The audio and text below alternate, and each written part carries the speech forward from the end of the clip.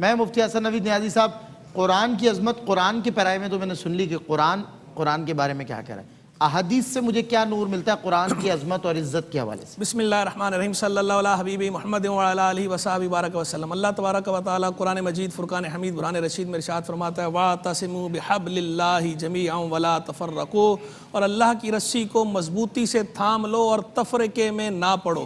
تو حبل اللہ سے یہاں کیا مراد ہے تو بتا دیا گیا کہ القرآن حبل اللہ الممدود بین السماء والارض، کہ یہ قرآن اللہ کی رسی ہے جو آسمان و زمین کے درمیان لٹک رہی ہے۔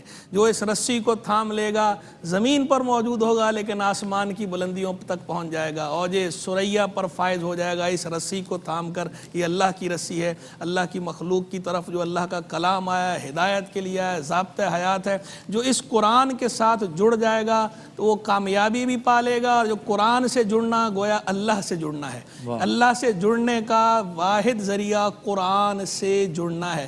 واحد میں نے اس لیے کہہ دیا کہ قرآن جو ہے وہ الٹیمیٹ قرآن تک ہی پہنچنا ہے، جتنے بھی ذرائع ہیں وہ بھی قرآن تک ہی پہنچائیں گے، قرآن جو ہے یہ خدا تک پہنچائے گا۔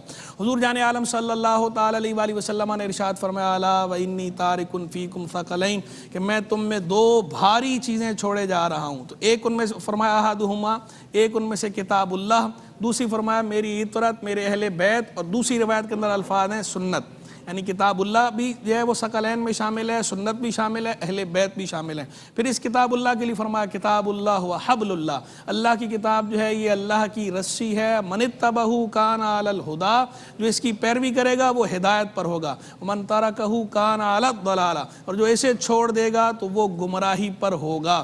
بتا دیا گیا کہ جو قرآن سے کٹا ہوا ہے وہ گمراہ ہے، جو قرآن سے جڑا ہوا ہے وہ ہدایت سے جڑا ہوا ہے، وہ اللہ سے جڑا ہوا ہے۔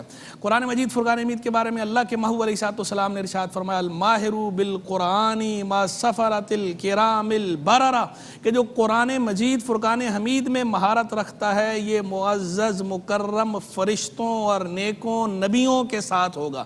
یعنی میدان محشر کا نقشہ کھینچ دیا گیا، بتا دیا گیا کہ جو قرآن میں مہارت رکھتا ہے تو بروز محشر اسے فرشتوں کا ساتھ بھی نصیب ہونا ہے، نبیوں کا ساتھ بھی نصیب ہونا ہے، اور یہاں اس دنیا کے اندر بھی اسے رحمت والے فرشتوں کا ساتھ نصیب ہوتا ہے، اور انبیاء کرام علیہم السلام کی خاص توجہات نصیب ہوتی ہیں۔ خیریت کا مدار بتا دیا گیا، امت میں سب سے افضل کون ہے، سب سے اچھا کون ہے۔ حضور جان عالم صلی اللہ تعالی علیہ وآلہ وسلم نے ارشاد فرمایا خیرکم من تعلم القرآن وعلمہ، تم میں سب سے اچھا وہ ہے، سب سے بہتر وہ ہے، سب سے احسن وہ ہے جو قرآن سیکھے اور سکھائے۔ یعنی قرآن کے ساتھ جڑنا، قرآن سیکھنا، قرآن سکھانا، قرآن پڑھنا، اس پہ تو ایک لائن ہے، اتنے زیادہ فضائل ہیں، اتنی تاکید کی گئی ہے، اتنا فورس کیا گیا ہے، ایمفسائز کیا گیا ہے اس کے اوپر کہ آپ ایک پوری کتاب کیا بلکہ کئی کتابیں جلدوں کے اندر تیار کر دیں، مجلدات تیار کر دیں، قرآن مجید فرقان حمید کے متعلقات ختم ہونے کو نہ آئیں۔ یہ پورا یہ جو ہمارا سیٹ ہے یہ سارے کا سارا صرف ان کتابوں سے بھر جائے کہ جو کتابیں صرف قرآن مجید فرقان حمید کے بارے میں لکھی گئی ہیں، اور پھر بھی جگہ ختم ہو جائے گی وہ کتابیں ختم نہیں ہوں گی، ان کتابیں ختم ہونے کا نام نہیں لیں گی، اتنی کتابیں لکھی گئی ہیں اور قیامت تک لکھی جاتی رہیں گی۔ یہ اللہ کے پاک کلام کا اعجاز ہے۔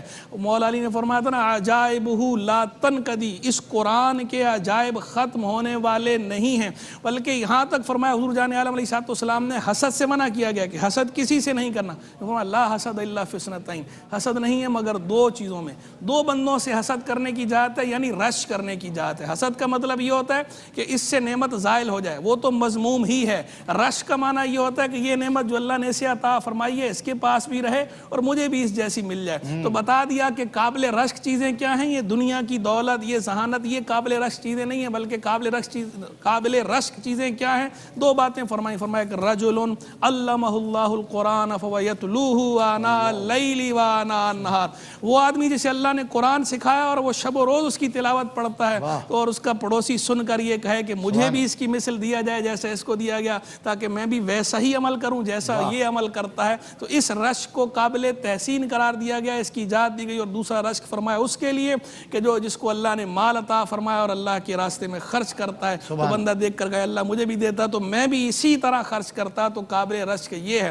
غزوہ احد کے موقع پر 2 بندے شہید تھے، حضور جان عالم صلی اللہ علیہ وسلم، جگہ کم تھی، جگہ کی تنگی تھی، جب دفنانے لگے تدفین کے وقت پوچھا ایہما اکثر اخذا للقرآن، ان میں قرآن سے زیادہ متعلق کون تھا؟ بتایا گیا یہ والا، تو آپ نے اسے مقدم کیا۔ پھر فرمایا انا شہید علیہما یوم القیامہ، میں نے دونوں کا گواہ ہوں گا قیامت کے روز، یعنی دونوں شہید ہیں، لیکن افضل اعلیٰ کون ہے؟ جو ان میں سے قرآن کے ساتھ زیادہ جڑا ہوا ہے۔ قرآن کے ساتھ ہر سطح پر ہمیں جڑنے کا حکم ہے، قرآن سے جڑنا چاہیے۔